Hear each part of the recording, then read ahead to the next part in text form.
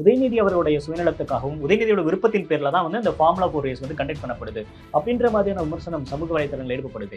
இன்னும் ஒரு 5-6 வருஷம் கழிச்சு நம்மளுடைய தமிழ்நாட்டுல இருக்க ஒருத்தவங்க வந்து இதை வின் பண்ணிட்டு நான் இருக்க இடத்துல வந்து அவங்க வந்து பேசுவாங்க. கண்டிப்பா அதுக்கான முன்னெடுப்பு தான் இது நான் நம்புறேன். இப்போ ஒலிம்பிக் நடந்தப்போ இந்தியாவால பதக்கம் வாங்க முடியல, தமிழ்நாட்டுல இருந்து யாரும் போக முடியலன்னு விமர்சனம் வைக்கிறாங்களே, அப்ப அதுக்கெல்லாம் வந்து இந்த மாதிரியான போட்டிகளை நடத்தினா தானே போக முடியும். நான் ஒரு 5 பேர் கொண்ட பட்டியலை படிக்கிறேன். பிரவீன் சித்திரவேல், சந்தோஷ் தமிழரசன், ராஜேஷ் ரமேஷ், சுபா வெங்கடேசன், வித்யா ராம்ராஜ்.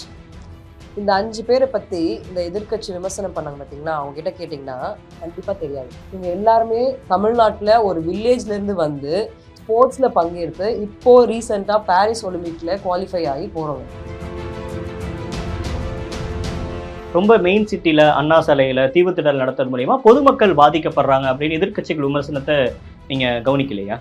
அவங்க அந்த டிராஃபிக் டைவர்ஷன் எல்லாமே வந்து மக்களுக்கு எந்த ஒரு ப்ராப்ளம் இல்லாம தான் டிராஃபிக் டைவர்ஷன். மக்களுக்கான ப்ராப்ளம் வரும்ன்றாங்க. இல்லையே, ரேஸ் நைட்டு தான் நடக்க போகுது. பகல்ல பண்ணாதானே மக்களுக்கு ப்ராப்ளம் வரப்போகுது. நைட்ல நடக்கும்போது ஏன் மக்களுக்கு ப்ராப்ளம் வரப்போகுது? இது ஏன் நடத்துறாங்கன்னா, ஆல்ரெடி ஹைதராபாத்ல நடத்திருக்காங்க F4 கார் ரேசிங். அரசாங்கமே நடத்துனது. ஆமா, ஹைதராபாத் கவர்மெண்ட் சேர்ந்து இந்த F4 car racing, car racing வந்து இதே மாதிரி ஸ்ட்ரீட் சர்க்கியூட்ல நடத்துனாங்க. பட் அதையும் தாண்டி இது ஒரு ஸ்போர்ட், இது வந்து யாரு வேணாலும் பண்ணலான்றதுக்கு தான் நம்ம கவர்மெண்ட் வந்து இன்னால இருக்காங்க. நான் பண்ணும்போது இந்த நம்ம கவர்மெண்ட்ல அப்போ வந்து அந்த வேற எந்த ஆட்சியில இருந்தவங்களும் யாருமே இந்த மாதிரியான விஷயங்கள் பண்ணல. பெர்ஃபார்ம் பண்ணி காமிச்சு எனக்கு ஹெல்ப் பண்ணாங்க. 15-20 ஆண்டுக்கு முன்னாடி நம்மளோட முதல் முறையா வந்து நரேன் கார்த்திகேயன் அண்ணா அவர் தான் போய் ஃபார்முலா பார்ட்டிசிபேட் பண்ணார். அவரும் தருண் சந்தோக் இவங்க 2 பேர் தான் வந்து பார்ட்டிசிபேட் பண்ணியிருக்காங்க. அதுவும் வந்து 15 வருஷத்துக்கு முன்னாடி. ஏன்னா இந்த மாதிரி அதுவும் நடத்தாம இருக்கிறதுனால தான் யாராலுமே போக முடியல. எந்த ஒரு கைடன்ஸுமே கிடையாது. நிறைய பேர் என்ன நினைச்சுக்கிறாங்க, இது வெறும் இந்த எலைட் பீப்புள் பண்றாங்க, சும்மா அவங்களோட சந்தோஷத்துக்காக பண்றாங்க போறாங்க. அப்படி கிடையவே கிடையாது. அதையும் தாண்டி நம்ம எல்லாத்துக்குமே ஈக்குவலான ஆப்பர்ச்சுனிட்டி கொடுக்குறாங்க நம்ம கவர்மெண்ட். இது அரசாங்கம் தான் எடுத்து நடத்தணும் அப்படி ஏதோ நிர்பந்தம் இருக்கா? எல்லாமே ஒரு டெவலப்மெண்ட்காக தான். ஸ்போர்ட்ஸ் எடுத்து நடத்துறது எல்லாமே டெவலப்மெண்ட்காக தான். ஸோ இதுக்கு வந்து நம்ம கவர்மெண்ட் இன்வால்வ் ஆனால் தானே மக்கள் எல்லாருக்குமே போய் ஈக்குவலா போய் சேரும்.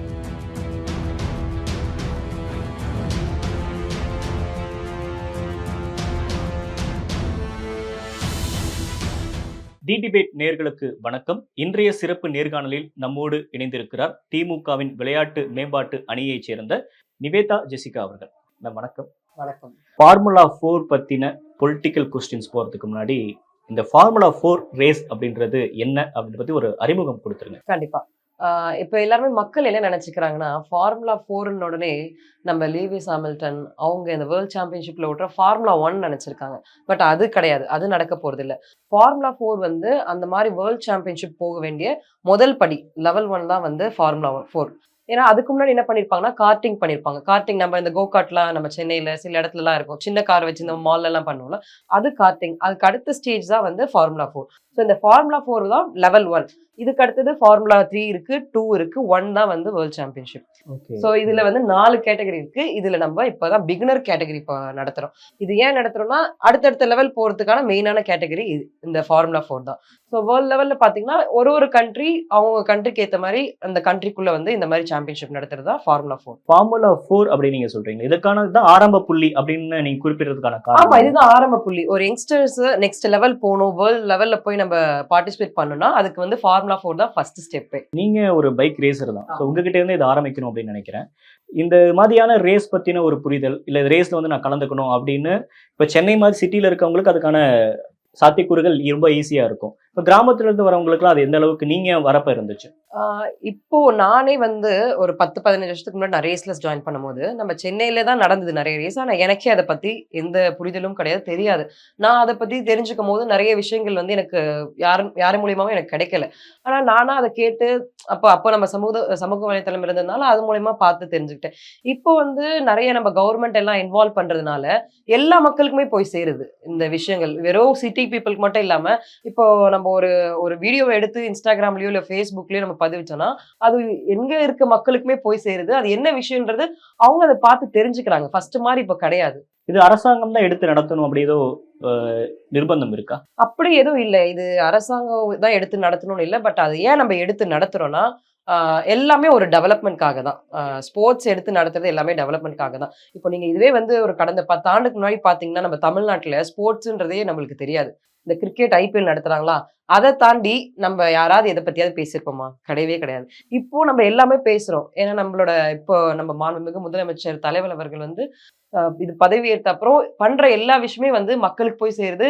வெறும் சிட்டில இருக்கவங்களுக்கு மட்டும் தாண்டி, நீங்க சொன்ன மாரி வில்லேஜ்ல இருக்க பீப்பிள்க்கும் வந்து இவ்ளோ விஷயங்கள் நடக்குது. இவ்ளோ ஸ்போர்ட்ஸ்ல வந்து பார்ட்டிசிபேட் பண்றதுக்கான அ அ வாய்ப்புகள் வந்து நம்ம இதுல தான் வந்துட்டு இருக்கு. ஸோ இதுக்கு வந்து நம்ம கவர்ன்மெண்ட் இன்வால்வ் ஆனா தானே மக்கள் எல்லாருக்குமே போய் ஈக்குவலா போய் சேரும். இது வந்து ஒரு சார்பு மக்கள் தான் இதுல பார்ட்டிசிபேட் பண்ண முடியும். இந்த மாரி ஸ்போர்ட் இருக்கிறது அத உடைக்கிறதுக்கு தான் வந்து நம்மளோட கவர்ன்மெண்ட் இன்வால்வ் ஆகி இது எல்லாத்துக்குமே ஒண்ணான சமம் அப்படின்றத தான் நம்ம இதுல கொண்டு வராங்க. பொதுவா ரேஸ் அப்படின்னு நம்ம பேசுறப்பவே வந்து இது வந்து ஒரு உயர்தர மக்களுக்கானது, பணக்காரங்களுக்கானது அப்படின்ற மாதிரி ஒரு பார்வை இருக்கு இல்லையா? ஆமா. அது எந்த அளவுக்கு அது அப்படிதான் முன்னாடி பார்க்கப்படுதா ரேஸ் பொறுத்தவரைக்கும்? ஏன்னா அப்படி நீங்க அந்த துறையில இருக்கீங்க. அதனால ஆமா. நான் அந்த துறையில இருக்கிறதுனால கண்டிப்பா அது அப்படிதான் பார்க்கப்படுது. இன்னமும் அப்படிதான் பார்க்கப்படுது. ஏன்னா நான் தொடங்கும் காலத்திலேயே வந்து அந்த மாரி தான் இருந்தது. இந்த ஸ்போர்ட்னாலே ஒரு எலைட்டான பெர்சன்ஸ்க்கு அவங்க காசு வச்சிருப்பாங்க செலவு பண்றதுக்கு இது இது பண்ணுவாங்கன்னு. பட் அதையும் தாண்டி இது ஒரு ஸ்போர்ட். இது வந்து யாரு வேணாலும் பண்ணலான்றதுக்கு தான் நம்ம கவர்ன்மெண்ட் வந்து இன்வால்வ் ஆயிருக்காங்க. நான் பண்ணும்போது இந்த நம்ம கவர்ன்மெண்ட்ல அப்ப வந்து அந்த வேற எந்த ஆட்சியில இருந்தவங்களும் யாருமே இந்த மாதிரியான விஷயங்கள் பண்ணல. பண்ணியிருந்தா நான் அடுத்த லெவல்ல இன்டர்நேஷனல் லெவல்லயோ எதுலயோ பார்ட்டிசிபேட் பண்ணி எங்களால பண்ண முடிஞ்சிருக்கும். எங்களுக்கான வழிகள் வந்திருக்கும். அப்ப இல்லாதனால என்னால எந்த லெவல் என்னோட ஸ்ட்ரென்த் எவ்வளவு இருக்கோ அது வரைக்கும் நான் பார்ட்டிசிபேட் பண்ணி நேஷனல் லெவல்ல நான் வின் பண்ணியிருக்கேன்.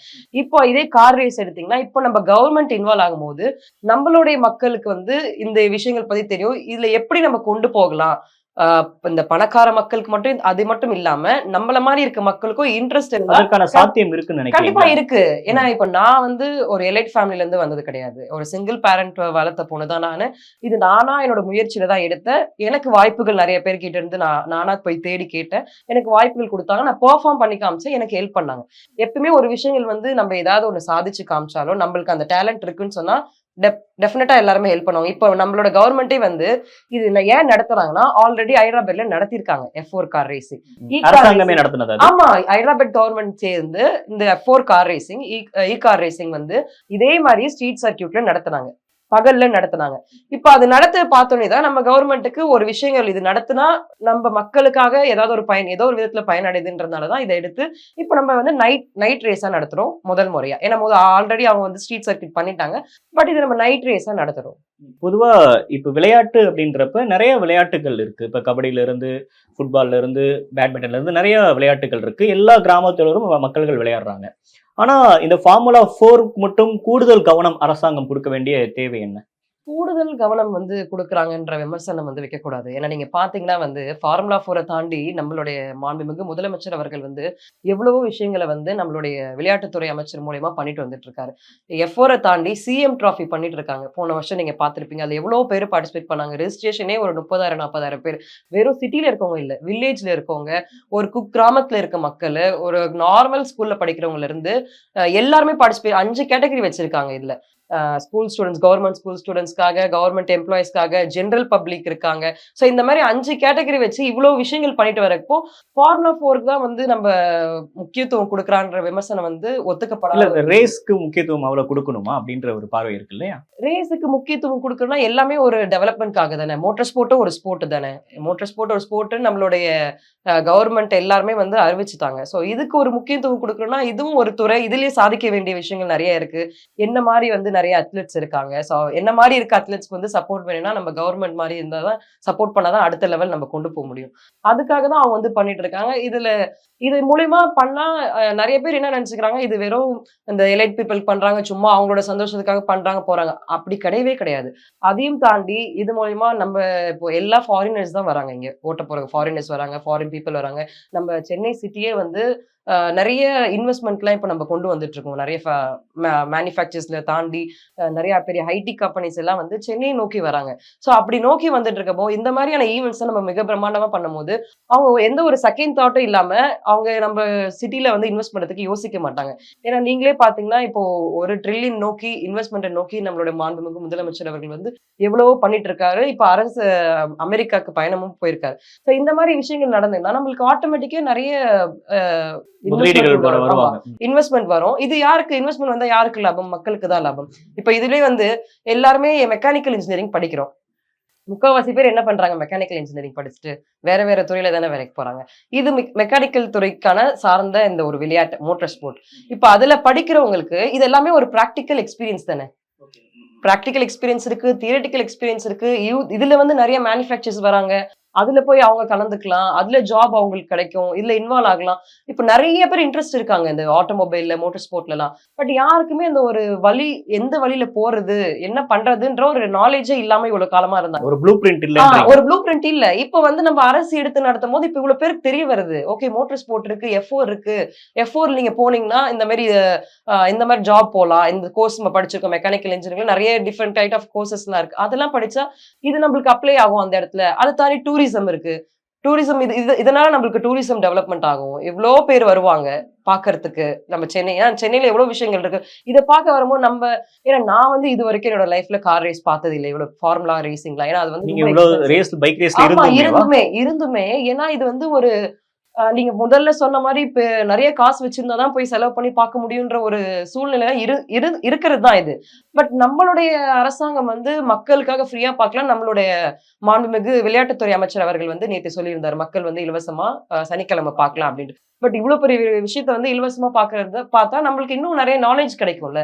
அதை யாருமே எடுத்துட்டு யோசிக்க மாட்டாங்க. இதை யோசிக்காம எதிர்கட்சி சார்புல வந்து இந்த மாதிரி எப்பயும் போல விமர்சனங்கள். இப்ப வெளிநாட்டுல இருந்து இங்க முதலீடு செய்ய வரக்கூடியவங்களுக்கு இந்த ஃபார்முலா ரேஸ் நடத்துறது மூலியமா இந்த அரசாங்கத்து மேலயும் இந்த நாட்டு மேலயும் பெரிய நம்பிக்கை வரும் அப்படின்னு நம்ம புரிஞ்சுக்கலாம். ஆமா, கண்டிப்பா கண்டிப்பா நம்பிக்கை வரும். ஏன்னா நம்ம ஆல்ரெடி தமிழ்நாடு வந்து எல்லாத்துலயுமே நம்பர் 1 தான் இருக்கும். அதே மாதிரிதான் வந்து விளையாட்டு துறையிலுமே நம்ம எல்லாத்துக்குமே ஈக்குவலான ஆப்பர்ச்சுனிட்டி கொடுக்குறாங்க நம்ம கவர்மெண்ட். இப்ப நீங்க இந்த துறையில இருக்கிறனால அந்த கேள்வி கேட்கிறேன். இப்ப மற்ற மாநிலங்களை நீங்க பாப்பீங்க, மற்ற நாடுகள்லயும் நீங்க பாப்பீங்க, இந்த ரேஸுக்கான ஒரு முக்கியத்துவம் அப்படின்றது எந்த அளவுக்கு நம்ம முன்னேறி இருக்கோம்? இப்ப நீங்க மற்ற நாடுக்கு எல்லாம் போனீங்கன்னா வந்து நம்ம ஒரு 10% தான் இருக்கும் ரேஸ் மோட்டார் ஸ்போர்ட்ன்றது. ஏன்னா அவங்க எல்லாருமே வேற லெவல்ல இருக்காங்க. ஏஷியன் கண்ட்ரிஸே வந்து ஏஷியன் கண்ட்ரில இருக்க பீப்புளே வந்து இப்போ வேர்ல்ட் சாம்பியன்ஷிப்க்கு அனுப்புறாங்க. பட் நம்ம கண்ட்ரில இப்ப பாத்தீங்கன்னா ஃபார்முலா 4ல 15-20 ஆண்டுக்கு முன்னாடி நம்மளோட முதல் முறையா வந்து நரேன் கார்த்திகேயன் அண்ணா அவர் தான் போய் ஃபார்முலா பார்ட்டிசிபேட் பண்ணார். அவரும் கருண் சந்தோக் இவங்க 2 பேர் தான் வந்து பார்ட்டிசிபேட் பண்ணிருக்காங்க. அதுவும் வந்து 15 வருஷத்துக்கு முன்னாடி. அதுக்கப்புறம் ஏன் யாராலும் போக முடியல?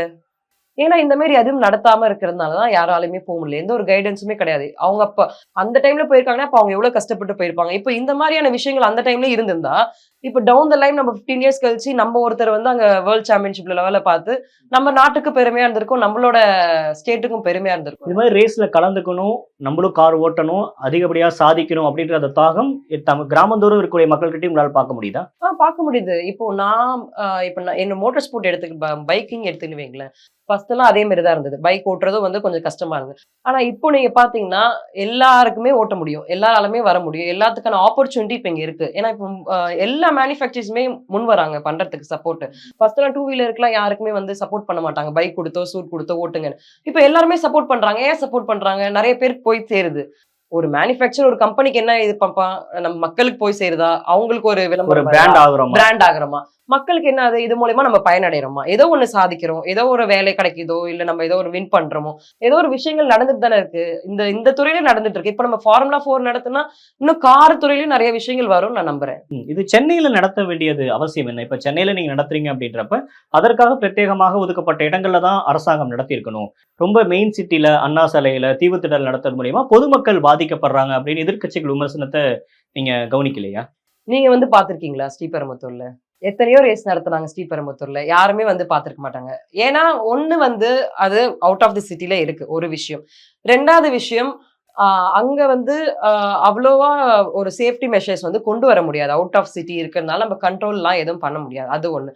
இப்போ இங்கே நம்ம நடத்தும் போது இது வந்து ஹார்ட் ஆஃப் தி சிட்டி, எல்லாமே கனெக்ஷன்ல இருக்கீங்க ஃபுல்லாவே. அது இல்லாம இப்ப கொடுத்திருக்க 3.7 கிலோமீட்டர் வந்து அவங்க அந்த டிராபிக் டைவர்ஷன் எல்லாமே வந்து மக்களுக்கு எந்த ஒரு ப்ராப்ளம் இல்லாம தான் டிராபிக் டைவர்ஷன். மக்களுக்கான ப்ராப்ளம் வரும்ன்றாங்க. இல்லையே, ரேஸ் நைட்டு தான் நடக்க போகுது. பகல்ல பண்ணாதானே மக்களுக்கு ப்ராப்ளம் வரப்போகுது. நைட்ல நடக்கும்போது ஏன் மக்களுக்கு ப்ராப்ளம் வரப்போகுது சொல்லுங்க?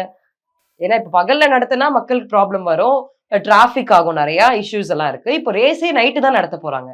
அப்போ எந்த ஒரு ப்ராப்ளம் மக்களுக்கு வரப்போறது கிடையாது. அதுக்கேத்த ஏற்பாடுகள் எல்லாமே டிராபிக் டைவர்ஷன்ல இருந்து மக்களுக்கு எந்த ஒரு இடையூறும் இல்லாம தான் இதை நடத்துறாங்க. இத விமர்சனம் வைக்கணும்ட்டு தான் வந்து சில பேர் வந்து அப்படி சொல்லிட்டு இருக்காங்க. பட் எதிர்க்கட்சிகள் சொல்லக்கூடிய விமர்சனம் மக்களுக்கான விமர்சனம் நீங்க பார்க்கல. இப்ப அவங்க கூட சேர்ந்து என்ன விமர்சிக்கிறாங்க அப்படின்னா, இப்ப தொழிலாளர்கள் ஒரு பக்கம் வந்து சம்பள உயர்வை கேட்டு போராடிட்டு இருக்காங்க.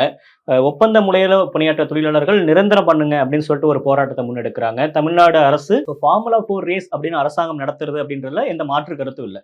ஆனா எதிர்க்கட்சிகள் விமர்சனத்தை நம்ம கடந்து போயிட முடியாது அப்படின்னு நான் பாக்குறேன். இப்ப வந்து தொழிலாளர்கள் போராட்டம் எல்லா இடத்தையும் நடந்துட்டு இருக்கு. சம்பள உயர்வு கேட்கிறாங்க. ஒப்பந்த பணியாளர்கள் வந்து நிரந்தரமாக்குங்க அப்படின்னு போராடுறாங்க. தமிழ்நாடு அரசு மிகப்பெரிய நிதி பற்றாக்குறையில இருக்கிறப்ப இது மாதிரியான கார்பந்தயம் அவசியமா அப்படின்ற கேள்வி நம்ம புறந்தறிட முடியாது இல்ல. யாரு கேக்குறாங்க? எதிர்க்கட்சிகள் விமர்சனம் முன்வைக்கிறாங்க. நான் ஒரு 5 பேர் கொண்ட பட்டியலை படிக்கிறேன். பிரவீன் சித்திரவேல், சந்தோஷ் தமிழரசன், ராஜேஷ் ரமேஷ், சுபா வெங்கடேஷன், வித்யா ராம்ராஜ். இந்த 5 பேரை பத்தி இந்த எதிர்க்கட்சி விமர்சனம் பண்ணாங்க பாத்தீங்களா, அவங்க கிட்ட கேட்டீங்கன்னா கண்டிப்பா தெரியாது. ஆனா இந்த 5 பேர் எங்க இருந்து வந்தாங்கன்னு பாத்தீங்கன்னா, இந்த எலைட் பீப்புள் சமுதாயத்துல இருந்தோ, நீங்க சொல்ற மாதிரி இதெல்லாம் பண்ணா எதுக்கு அப்படின்ற கேக்குறாங்க பாத்தீங்களா, அந்த இடத்துல இருந்து கிடையாது. இவங்க எல்லாருமே தமிழ்நாட்டுல ஒரு வில்லேஜ்ல இருந்து வந்து ஸ்போர்ட்ஸ்ல பங்கெடுத்து இப்போ ரீசெண்டா பாரிஸ் ஒலிம்பிக்ல குவாலிஃபை ஆகி போறவங்க. இதெல்லாம் எப்படி சாத்தியமாகும்? இதெல்லாம் எப்படி சாத்தியமாகும் சொல்லுங்க. இந்த மாதிரி நம்ம அரசாங்கம் வந்து முன்னெடுத்து வச்சு ஒரு விஷயங்களும் பண்றதுனாலதான் கிராமப்புற மக்களுக்கு மட்டும் மக்கள் வரையும் போய் சேர்ந்து அங்க இருந்து ஒரு 5 பேர் வந்து ஒரு ஒலிம்பிக் போறாங்க. பாரிஸ் ஒலிம்பிக் போறது எவ்வளவு பெரிய விஷயம் சொல்லுங்க. இந்தியாலேயே நம்ம தமிழ்நாட்டுல தான் நிறைய பேர் குவாலிஃபை ஆகி போயிருக்காங்க.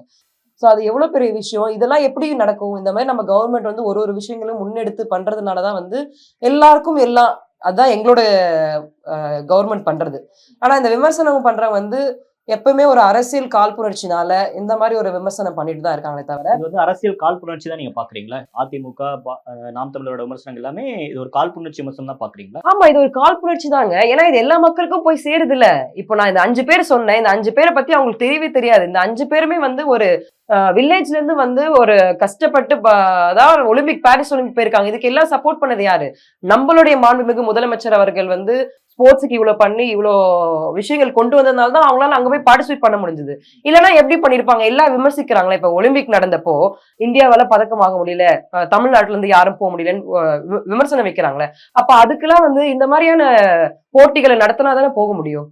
விமர்சனங்கள் மட்டும் வச்சவே நம்ம அப்படியே வச்சுட்டே இருந்தா காலம் கடந்துட்டு தான் போகுமே தவிர, அதுக்கான ஒரு ஸ்டெப் எடுத்தாதானே நம்ம நெக்ஸ்ட் லெவலுக்கு போக முடியும். அந்த ஸ்டெப் எடுத்து தான் நம்மளுடைய மாண்புமிகு முதலமைச்சர் அவர்கள் வந்து பண்ணதுனால ஒரு 5 பேர் போயிருக்காங்க ஒலிம்பிக்கு.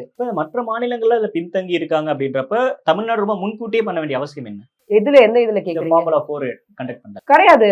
முன்னாடி வந்து ஹைதராபாத்ல பண்ணிருக்காங்க. நான் முன்னாடி சொன்ன மாதிரி ஹைதராபாத்ல ஸ்ட்ரீட் சர்க்கியூட் ரேசிங் வந்து கார் ரேசிங் பண்ணிருக்காங்க. இப்ப நம்ம ரெண்டாவதுனா முதல் முறையா நம்ம நைட் ரேஸ் தான் பண்றோமே தவிர ஃபர்ஸ்ட் டைம் இந்த ஃபார்முலா 4 நடத்தல. ஸ்ட்ரீட் சர்க்கியூட் ஆல்ரெடி ஹைதராபாத்ல நடந்திருக்கு. இது நைட் ரேஸ் வந்து நடத்துறோம்.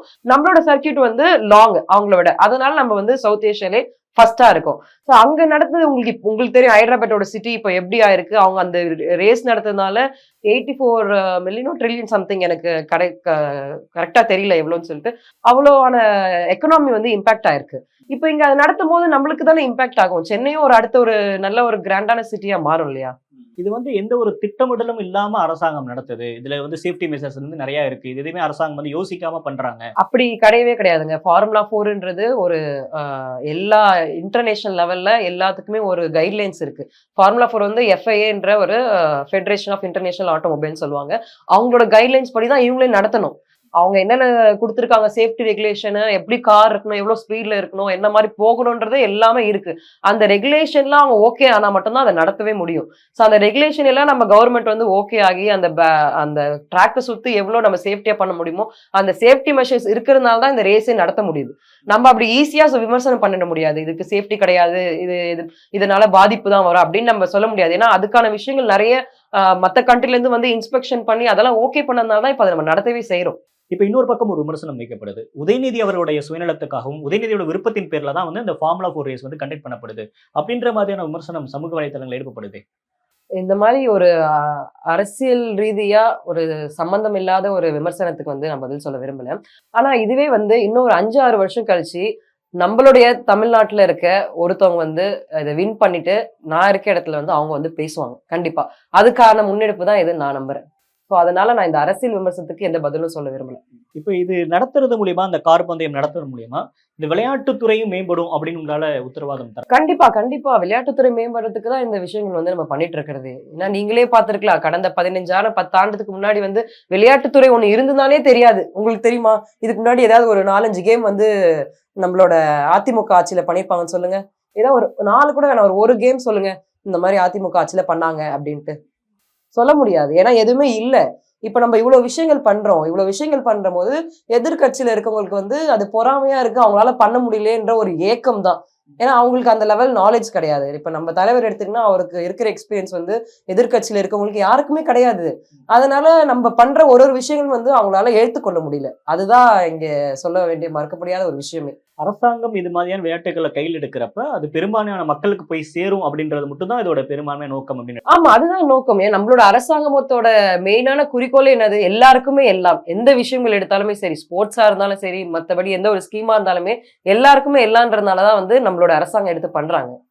நிறைய விஷயங்கள் பகிர்ந்துக்கிட்டீங்க. குறிப்பா இந்த ஃபார்முலா 4 அப்படின்றது இப்ப தொடக்கம் தான் இது. இதோட ரிசல்ட் அப்படின்றது இன்னும் ஒரு 4, 5 வருடம் கழிச்சு தான் வந்து நீங்க பார்ப்பீங்க. இது ஆமா. மட்டும் இல்லாம முதலீடுகளை ஈர்க்கிறதுக்கான ஒரு யுக்தி அப்படின்றது பதிவு செஞ்சீங்க. ஆமா. நேரம் கொடுத்தமைக்கு நன்றி. தேங்க்யூ. நன்றி, நன்றி.